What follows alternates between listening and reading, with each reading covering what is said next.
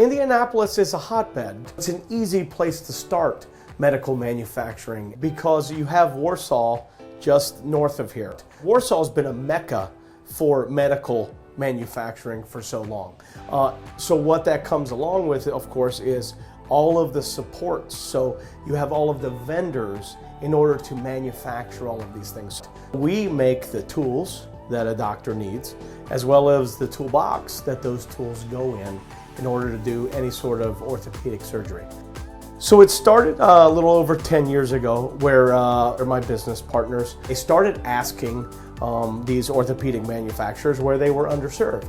And there was a common trend to what they heard, which was in the case and tray world, or the toolbox. And that was the premise behind starting Arcamed. We've now reached 2,000 different SKUs or product lines of different types of cases and trays that we make. On the instrumentation side, we're probably somewhere around 2,500 different part numbers that we're making currently, but that is a side of our business that is really starting to grow. So we do have a good mix of jobs and skill sets that are required to do those jobs. So we've seen that in a lot of cases we'll bring somebody in that has no skill set already. They're able to get a feel for how the work needs to go, understand how the paperwork works and our processes. And then from there, if they show an interest elsewhere, we can then bring them up, whether it's just getting some time to shadow and putting a development plan in place, putting a mentor in place if need be, and doing whatever we can to really help them find what they're interested in and how they can grow best with Arcamed.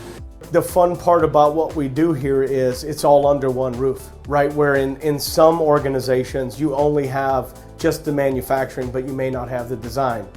Or you may have the design, but you don't have the sales or the business development. And then finance and HR could be separate, but it's all under one roof. So it really gives the opportunity for people to see how a true manufacturing company exists and can grow.